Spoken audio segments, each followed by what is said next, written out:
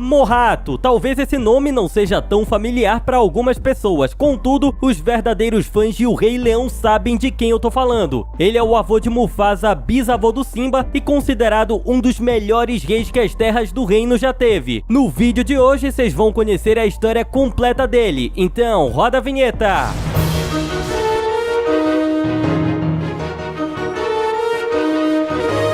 Fala aí galera, tudo bem? Eu sou o Gabriel Rodrigues e este é o canal Excursão Nerd. Mohato aparece no livro The Brightest Star, ou A Estrela Mais Brilhante em tradução livre para o português. Ele é descrito como um rei sábio, pacificador e profundamente preocupado com o bem-estar de todos. Durante seu reinado, uma terrível seca assolou as terras do reino. O olho d'água foi reduzido a uma pequena poça e toda a grama ao redor sumiu. Para atenuar o problema, Mohato instaurou uma lei que limitava o quanto cada animal poderia tomar de água. Também determinou que os leões seriam os últimos da fila, já que poderiam aguentar vários dias com sede. A lei funcionou e foi capaz de garantir a sobrevivência de todos, porém, certo dia, um leão egoísta e preguiçoso foi ao olho d'água e bebeu mais do que deveria. Muitos animais sedentos ficaram à distância, esperando que ele terminasse. Como isso não aconteceu, uma gazela foi até lá e perguntou se poderia tomar a sua porção. Irritado, o leão egoísta atacou a gazela e fez com que os outros animais fugissem de medo. Mohato ficou indignado quando soube do ocorrido. Ele então reuniu os animais na frente da Pedra do Rei e anunciou que iria fazer uma longa jornada para solucionar o problema da seca. Ele caminhou por muitos quilômetros, atravessou planícies, montanhas e a floresta, até encontrar um grande rio. Depois de beber um pouco de água, Mohato procurou um lugar na sombra para descansar. Foi aí que ele ouviu alguém chorando. O rei logo descobriu que o choro vinha de um enorme crocodilo que habitava o rio. Ao questionar o motivo da tristeza,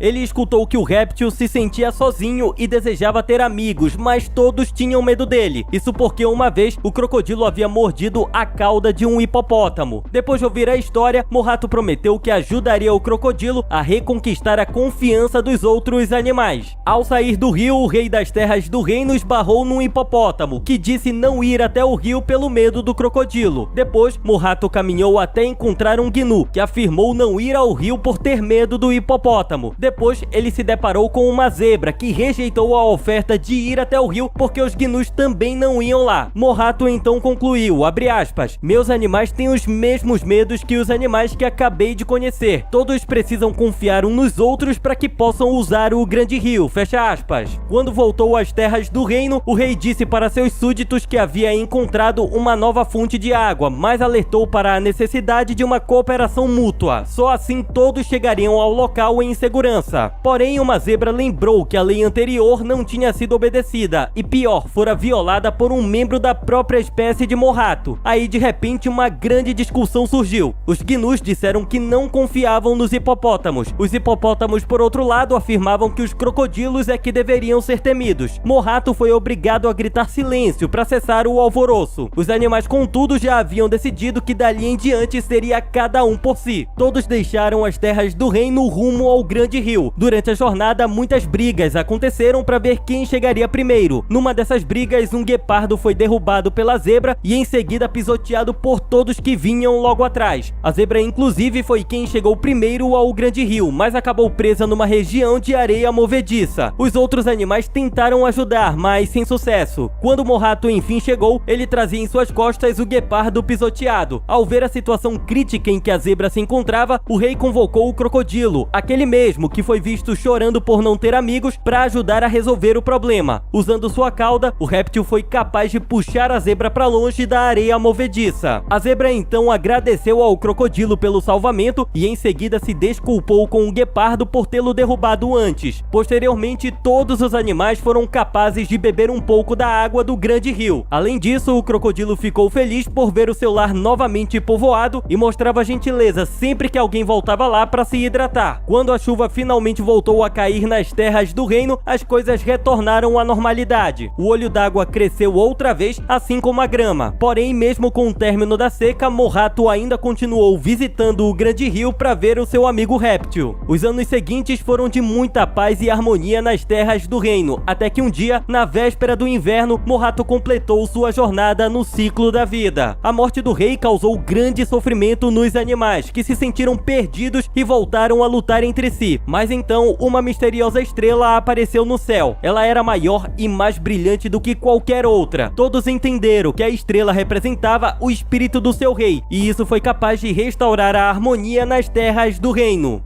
Infelizmente, algumas coisas ficaram em aberto. Por exemplo, não sabemos o nome da companheira do Mohato. Na verdade, o livro sequer diz se ele possuía uma companheira. Tudo que sabemos é que ele é bisavô do Simba e avô do Mufasa. Portanto, fica a dúvida sobre quem é o seu filho, Uru ou Ahad. Lembrem que Uru e Ahad são os pais de Mufasa e Scar. Logo, um deles possui parentesco direto com o Mohato. Essa parte eu vou deixar pra vocês. Quem é o filho ou filha dele?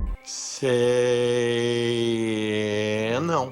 Também vale destacar que toda a história foi narrada pelo Mufasa, enquanto este aproveitava a noite ao lado do seu filho Simba no topo da Pedra do Rei durante uma véspera de inverno. Mas agora é com vocês, me digam aí se curtiram a história do Mohato, beleza? Até mais!